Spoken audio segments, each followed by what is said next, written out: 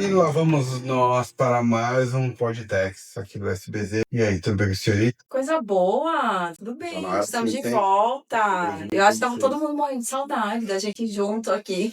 Super! Vamos lá, gente. Uma série de informações, todo mundo está sabendo, tem muita coisa que foi publicada. Inclusive, nós publicamos aqui uma coletânea com todas as informações, legislação alterada, norma, instrução normativa, tudo que foi publicado aí no final do ano para cá. Vale a pena conferir, quem ainda não viu. E nós trouxemos, pincelamos algumas coisas aqui. E para começar, eu queria trazer uma expansão do rol de benefícios fiscais que devem ser informados na DIRB. Para quem não conhece, a DIRB é uma declaração de incentivos fiscais. Para ser mais preciso, é a declaração de incentivos, renúncias, benefícios e imunidade de natureza tributária. O que aconteceu aqui? A Instrução Normativa 2294, ela incluiu 85 novos itens e agora eu tenho 173 hipóteses de benefícios monitorados que eu preciso informar nessa declaração. Por que isso é importante? Eu tomaria um cuidado e analisaria isso. Porque se eu descumprir, eu tenho multas que variam de 0,5%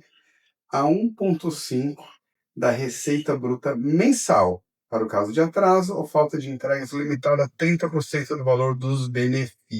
Então, a multa pode machucar um pouquinho, né? Então, eu tomaria um pouco de cuidado com relação a isso. Próximo tema aqui, esse daqui, essa altura do campeonato, duvido que alguém ainda não saiba, mas estou falando da tributação de lucros e dividendos. Aquilo que por 30 anos, desde 1996, o ano que você nasceu, né, É isso. Maísa?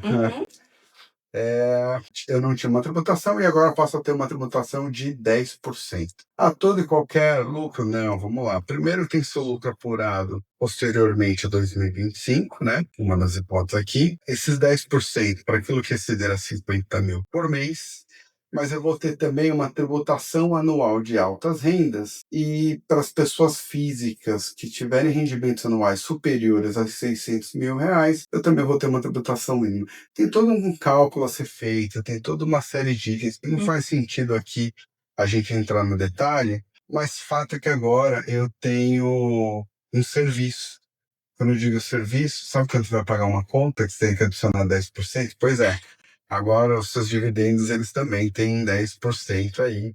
E eu também tenho isso para o não residente. Então, o que eu queria chamar a atenção aqui, e para a gente, e de novo, para não ser repetitivo, é que é um tema que merece destaque para toda e qualquer empresa. Eu não estou falando só de pessoa física, mas seja porque eu estou numa multinacional e eu vou fazer alguma distribuição, seja porque eu vou fazer uma distribuição aqui, para quem não fez o dever de casa, Preciso olhar para eu isso. preciso olhar com um pouco de cautela, porque eu vou ter uma tributação de dividendos, com essa questão de 10%. E aí, Dal, eu acho que sobre esse ponto, a gente sabe que rolou muita discussão no final do ano passado, é mais uma parte da política, né, do governo de fato, para tentar aumentar a tributação, arrecadação. A gente vai falar um pouquinho das outras legislações que vieram com esse viés, mas saiu uma decisão liminar, né, numa ação direta de inconstitucionalidade, tratando dessa questão da tributação dos dividendos, exatamente porque todo mundo ficou muito preocupado com o fato de nem o ano ter terminado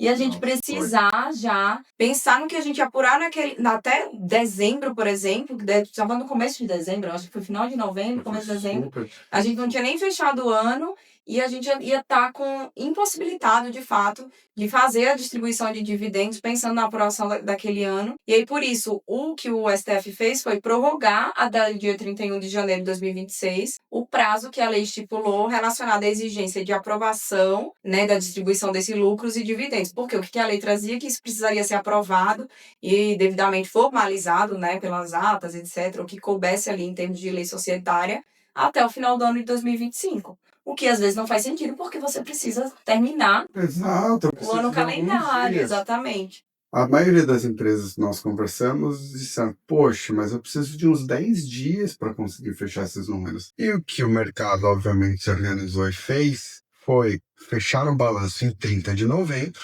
né, antes de ter essa decisão, porque pelo menos eu tenho números concretos e claros até Sim. 30 de novembro. E dezembro, cada qual usou uma estratégia. Teve gente que deliberou, fez o protocolo, às vezes um valor um pouquinho maior e vai acabar distribuindo menos. Teve gente que preferia falar, olha, vou abrir mão de dezembro. Então, você teve uma série de questões, mas foi ruim, né? A verdade é Foi que ruim. foi ruim. A gente poderia ter deixado um fôlego e colocado Poderia. algo um pouco diferente. Mas, enfim, e sem falar da questão das perguntas e respostas da Receita, que Sim. você tinha coisas ali que para mim não faziam sentido, especialmente no que tange a não residente, a interpretação que a Receita deu à norma para mim, ela não faz Não faz sentido com relação ao prazo, porque em nenhuma interpretação possível eu poderia distribuir para o não residente até 2028, e foi isso que saiu no Perguntas e Respostas, que eu sempre tenho um receio, porque por mais que seja uma orientação Não da tem forma, força de lei, mas não é um decreto, não é uma instrução, não é um ato declaratório, não é nada. Aspas. Por falar em 10%, quer continuar falando de 10%? vamos falar de 10% de notícias boas. Mentira. Eu tô pensando nas Pegadinha. políticas, de redução, né, na verdade, de aumento da arrecadação. Eu imagino que vocês também tenham ouvido falar da famosa Lei Complementar 224 de 2025, que foi uma lei publicada no final de dezembro, né, dia 26, salvo engano, de dezembro, já regulamentada também nos dias seguintes pelo decreto 12.808, e ela veio com uma revisão ampla, ampla mesmo, assim, a gente nunca tinha visto nada parecido, né. É sempre uma novidade, o tributarista está com bastante trabalho mesmo, né, além de ter reforma tributária, a gente tem todas essas novidades legislativas e ela mudou a política de benefícios fiscais federais, né. Quando eu digo mudou, ela trouxe uma redução de incentivos, né, e aumenta a carga tributária geral em pontos sensíveis, né, para incentivos que foram escolhidos, né, pelo legislativo, pelo governo, enfim, como relevantes para essa nova regulamentação. E ela também trouxe impactos para o lucro presumido, aumentando a tributação para empresas que estão no lucro presumido, eu vou falar um pouquinho disso mais para frente, e ainda trouxe também um aumento de 15% para 17,5%, salvo engano, de JCP no pagamento do imposto de renda da fonte. No final das contas, na verdade, pagando JCP, você precisa fazer a retenção fonte e esse imposto ficou mais caro. Trouxe também algumas regras para o setor de apostas, para instituições financeiras e algumas questões de responsabilização de terceiros nessa mesma lei. O que eu queria comentar com vocês hoje, o que eu acho que é relevante para a gente ter em mente é o que essa nova lógica, né, de política de benefícios que foi proposta. Isso não se aplica para todos os benefícios fiscais, é importante falar, né? Existem alguns benefícios que foram expressamente ressalvados, mas a lei trouxe, né, como uma métrica benefícios que importem em renúncia de receita. Esse é o primeiro direcionamento e a gente deve olhar, por exemplo, para a nossa lei orçamentária, né, para saber o que a gente tem no LOA lá, para efetivamente entender o que se encaixa ou não dentro dessa regra. E aí eu já trago uma provocação, porque a partir do momento que a gente fala de renúncia de receita, eles trouxeram a equiparação também do lucro presumido, como se o lucro presumido de fato fosse um benefício fiscal. E aí a grande discussão agora é saber se a natureza jurídica desse regime se enquadra como benefício fiscal, porque foi isso que a lei complementar fez na prática. Então imagine que a lei complementar, ela trouxe, por exemplo, vamos pegar aqui um exemplo que é muito conhecido, a tributação a zero, né, de PIS/COFINS para o setor agro. E aí a lei falou, isso de fato é um benefício fiscal, né? E Tudo de bem. fato a gente sabe que e eu vou aumentar em 10%, né, para o setor que está pagando zero nesse momento, eu vou aumentar em 10% o valor que você teria que recolher, na verdade, de tributo de PIS/COFINS. E aí o que é que você usa? Uma alíquota de referência, né, que seria a alíquota de referência padrão, como se ele estivesse fazendo o pagamento do tributo normalmente. E uma coisa interessante para esse tipo de situação, a lei vedou o direito ao creditamento. Quer dizer o quê? Quer dizer que se eu estou aqui dentro da minha operação, né, não pago PIS/COFINS nesse momento, e normalmente quem adquire de mim não ia poder tomar crédito, né, desse valor aqui do PIS/COFINS. Agora, se eu fizer esse pagamento, né, dentro dessa nova sistemática, que seria esse 10% sobre o valor dos 9,25, faz a conta, quanto que dá? 0,9, vamos arredondar 1%. Arredonda, vai, quase 1% aí. O meu adquirente ele não vai poder tomar crédito. E aí já tem um ponto de contencioso, que não necessariamente isso vai escalar, porque às vezes a gente não tem um impacto financeiro tão relevante a ponto disso virar um contencioso. E acho, na minha opinião aqui, muito particular, que a estratégia do governo foi inteligente nesse sentido, porque se você pulveriza o impacto, né, para diversos setores, Sim, exato. você não estimula um contencioso, porque é difícil alguém comprar uma briga que financeiramente às vezes não vale a pena, não compensa, porque litigar custa caro, no final das contas, né? Só para falar um pouquinho da conta, eu concordo, especialmente para quando você pensa em umas empresas que não são tão grandes, quando você pensa no lucro presumido, mas o impacto pode ser muito grande. Você pega uma empresa que fatura lá 50, 70 milhões, faturamento pequeno, mas está dentro do presumido, esses 10% eles representam mais ou menos ali por volta de 1%, né? Mas uma empresa que fatura 50 milhões, 700 milhões, isso representa 500 mil reais a mais. A do 700 mil presumido, eu reais. acho que a gente tem um outro cenário. Tem empresa faturando 50 milhões que está entregando ali na última linha 4%, então entrega 2, Sim. 2,5%. Então você vai lá e agora aumenta 1%. Muitas vezes a proporção do quanto isso representa no lucro dela é muito alta. Então, essa questão da grandeza eu concordo, mas tudo isso para dizer que tem que olhar caso a caso as também. empresas, algumas talvez não vão se mexer por conta dos custos de movimentar uma ação, mas assim, vai afetar. Assim, Mas eu acho que a gente pro pode pequeno separar, empresário. viu, Dal? Eu acho que separar as duas coisas. Eu acho que o lucro presumido, de fato, e aí eu vou falar um pouquinho dele, que é assim, gente, a lei, ela trouxe essa equiparação do lucro presumido a um benefício fiscal e estipulou uma nova regra de acréscimo de 10% nos percentuais de presunção que é aplicável àquela parcela de receita anual que ultrapassa 5 milhões. Então, aqui você já tem uma grandeza, de fato, que eventualmente já justifique ir ao judiciário. Inclusive, a gente teve uma decisão recente agora, que foi noticiada uns 2 dias atrás, que saiu uma liminar lá numa cidade do estado do Rio de Janeiro, afastando essa lei complementar. Antecipei o assunto aqui. Antecipou, mas eu acho que foi pertinente para a gente não misturar as duas coisas. Eu acho que quando eu falo de pulverizar, a gente está olhando para aqueles benefícios que o impacto financeiro ele talvez fique ali um pouco menor dentro de um ciclo de grandezas aí das operações das companhias.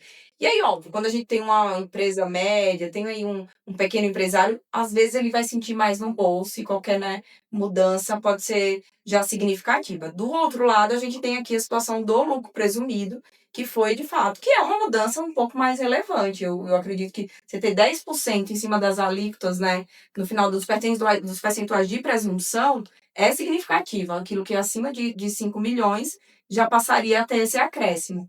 E aí a decisão muito interessante, inclusive, eu até estou com ela aqui para ler um trecho, porque a grande questão, gente, é a discussão de se isso é ou não um benefício fiscal. E aí a gente sabe que a gente tem basicamente 3 regimes de tributação, né? A gente tem o lucro arbitrado, imposto de renda, a gente tem o lucro real, que todo mundo muito bem conhece, e o lucro presumido.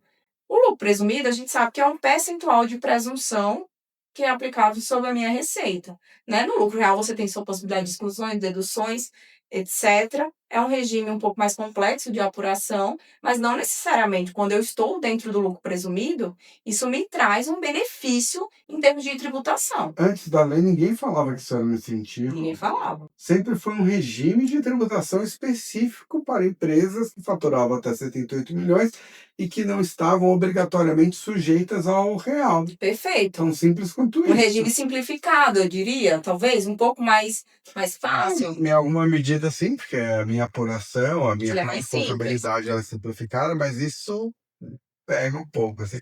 Eu, particularmente, aí é uma crítica que eu. Não é uma crítica, é uma observação, porque tem muito mérito também nesse período, mas de 2023 para cá, desde que você pega, que eu, salvo engano, foi 23, o tempo passa tão rápido, quando a gente começa a ter alteração de preço, das regras de preço de transferência, o volume de mudança de natureza tributária, seja de direto, seja de indireto, eu não vou ficar aqui listando todos, assim, é uma coisa que eu nunca vi em muitos E você já viu anos. muita coisa, né? Não querendo entregar a idade, mas... Então, quando você pensa, você fica muito assustado. E meu ponto é, em muito mérito do legislador, você tem algumas coisas que acabam sendo um pouco atropeladas. Ah, sim. Talvez essa tenha sido uma delas. Então, não quero fazer crítica ao governo nenhum, longe disso. Não, Não eu acho que é uma somos questão especialistas, técnica, né? mas assim, dá para fazer alguma coisa menos atabalhoada para algumas Dá. questões, e essa talvez tenha faltado um pouquinho de análise aí para entender isso Sim, daí. e aí é interessante é que assim a gente começou a imaginar quais seriam os argumentos, né, contrários ao contribuinte em eventual litígio sobre esse tema. E a gente foi pegando alguns exemplos, né, de julgados também, já do STF, do STJ, porque a gente já vai se antecipando, né, gente? Se você vai levar um contencioso, a gente já tenta usar casos semelhantes ou, enfim, situações em que o STF analisou o regime de tributação do lucro presumido, para ver que tipo de racional eles trazem. Não existe um julgamento que hoje diga que o lucro presumido de fato é um regime, um benefício fiscal. Embora existam aí algumas interpretações dentro dos julgamentos que eu estava analisando, que podem levar a esse entendimento de que existe algum tipo de benesse nesse regime de tributação. Mas eu acho que isso não está cravado na pedra, né? Então, de fato, é uma discussão que as empresas que foram afetadas, que vale a pena analisar se compensa ou não levar isso para o judiciário. E aí, dentro da decisão que eu li e estava comentando, eu achei interessante, ela trouxe duas coisas que eu gostaria de destacar. Um é a alegação de violação à segurança jurídica e proteção à confiança do contribuinte, porque isso foi introduzido no final do ano passado, né?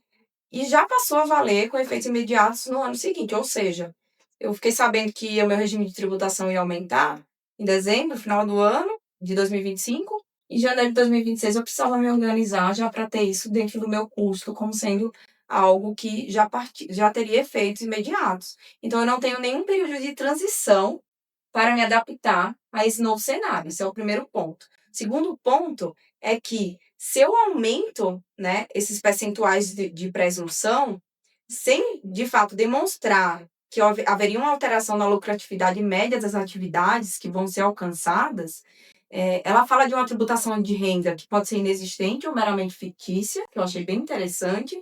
E aí, que é um destaque relevante, é a potencial afronta ao conceito constitucional de renda e ao princípio da capacidade contributiva. E aí, quando a gente vem para esses conceitos, eu acho que a gente começa a ter um pouco mais de corpo para uma discussão judicial que faz mais sentido. E não ficar só discutindo, né, o sexo dos anjos, né, nessas discussões técnicas. Eu acho que esse é um ponto relevante. Tem outros aspectos da lei complementar que eu gostaria de destacar, mas eu sei que a gente já falou bastante aqui. No final das contas, o que eu queria trazer de referência é a gente tem esse movimento enorme de alterações legislativas. Já saiu perguntas e respostas da Receita Federal sobre essa lei complementar.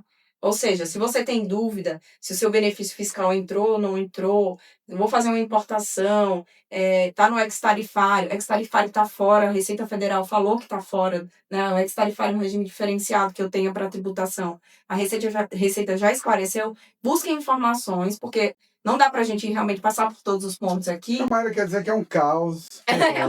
Mas fiquem à vontade também. Eu acho que a gente pode deixar o link dos dois materiais que o Danilo comentou no começo, para que vocês tenham acesso mais rápido, porque a gente fez um único material para tratar da Lei Complementar 224. A gente deixa o link também de perguntas e respostas da Receita Federal e o material atualizado com esse compilado de alterações legislativas para guiar vocês, pelo menos vocês saberem quais são as novidades, e aí, se vocês tiverem alguma dúvida, alguma necessidade de algum aprofundamento, a gente está sempre de portas abertas para conversar. É isso que eu tinha para comentar hoje. Eu nunca falo pouco, mas eu estava com saudade de gravar com o Danilo. Agora a gente já marcou fixo na agenda dele. Eu acho que agora talvez ele tenha um pouco mais de folga, espero.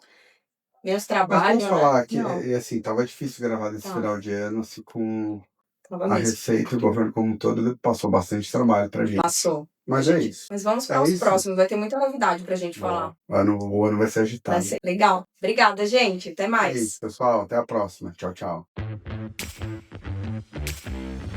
Quando eu olho para uma matriz de decisão, ninguém quer estar aqui no cenário 3. Vai ter que enfrentar. Vai ter que né? enfrentar. Então agora a alíquota é uma base de 15%. A ideia é acabar com a histório do Se grossado. você gostou desse vídeo, curta, compartilhe e se inscreva no nosso canal.